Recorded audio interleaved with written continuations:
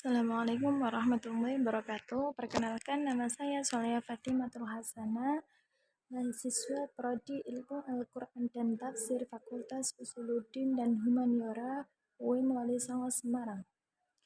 Di sini saya akan memaparkan materi dalam mata kuliah Tarikhul Quran dengan judul Pengumpulan Al-Quran pada masa Nabi Muhammad yang diampu oleh Bapak Muhammad Ma'mun M.Hum. Pengertian pengumpulan Al-Quran. Penyatuan persepsi dalam istilah pengumpulan Al-Quran paling tidak mencakup dua hal pengertian yang dapat diterima di dalamnya. Pengertian tersebut merujuk pada kandungan makna pengumpulan Al-Quran yang bisa disebut dengan Jam'ul Quran. Yang pertama, kata pengumpulan dalam artian penghafalan yang sampai dalam lubuk hati, sehingga seseorang yang hafal Al-Quran dapat dijuluki Jam'ul Quran atau Huffadul Quran.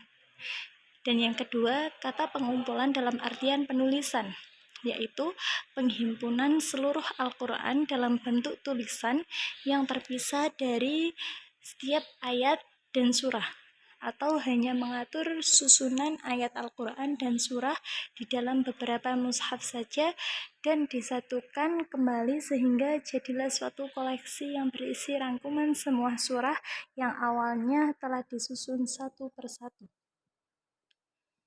Yang kedua, pengumpulan Al-Quran pada masa Nabi.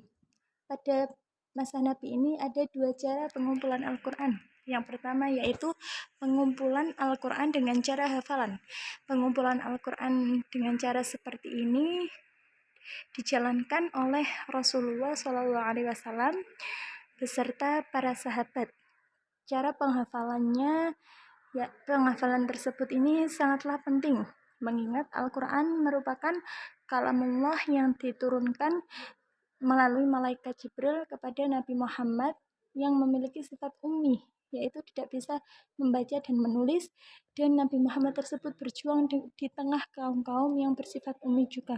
Dalam hal ini Allah Subhanahu wa taala berfirman yang berbunyi, "Walladzi ba'atsa fil ummiyina rasulan minhum yatslu 'alaihim ayatihi wa yuzakkihim wa yu'allimuhumul kitaba wal hikmata wa in kanu min qablu lafi dhalalin mubin." Yang artinya, dialah yang mengutus kepada kaum yang buta huruf seorang rasul di antara mereka yang membacakan ayat-ayatnya kepada mereka, mensucikan mereka dengan mengajarkan mereka dengan kitab dan hikmah, yaitu as-sunnah. Dan sesungguhnya mereka sebelumnya benar-benar dalam kesesatan yang nyata. Quran Surah Al-Jumu'ah ayat 2. Yang kedua yaitu pengumpulan Al-Quran dengan cara penulisan. Rasulullah SAW merekrut para penulis Al-Quran tersebut dari para sahabat-sahabatnya yang terpandang, seperti Ali Muawiyah, Ubay bin Ka'ab, dan Zaid bin Sabit. Apabila ayat tersebut telah turun, beliau memerintahkan untuk menuliskan serta memberitahu dalam surat apa tempat ayat tersebut ditempatkan. Hal ini, penulisan dalam lembaran tersebut sangatlah membantu penghafalan terutama di dalam hati. Urutan penulisan Al-Quran tersebut sendiri tidak urut sesuai nuzulnya atau turunnya.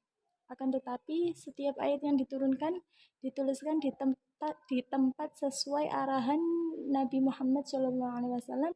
Menurut Az-Zarkashi sendiri, Al-Quran tidak ditulis dalam suatu mushaf pada zaman Nabi Muhammad. Kenapa? Supaya tidak berubah pada suatu saat. Oleh karena itu, penulisan dilakukan secara turun semua, yaitu setelah Nabi Muhammad SAW wafat.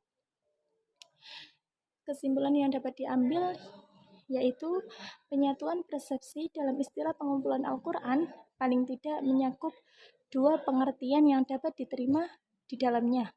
Pengertian tersebut merujuk pada kandungan makna pengumpulan Al-Quran yaitu Jam'ul Quran, Yang pertama, kata pengumpulan dalam artian penghafalan yang sampai dalam lubuk hati sehingga seseorang yang hafal Al-Quran dapat dijuluki Jam'ul Quran atau Tuhfatul Quran seperti yang saya jelaskan tadi.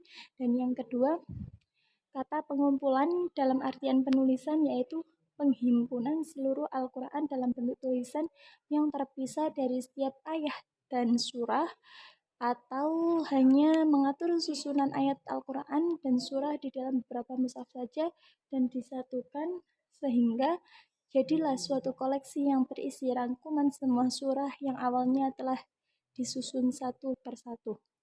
Kodifikasi Al-Quran telah ada sejak zaman Nabi Muhammad. Bahkan sejak awal turunnya Al-Quran juga sudah ada.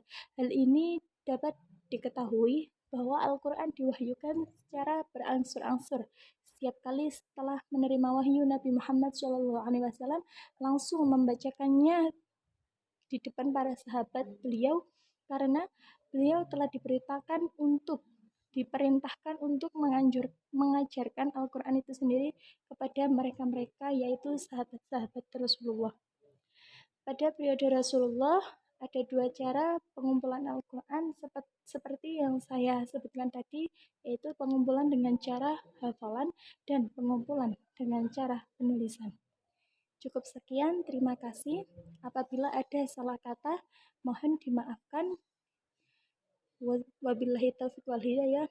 Wassalamualaikum warahmatullahi wabarakatuh.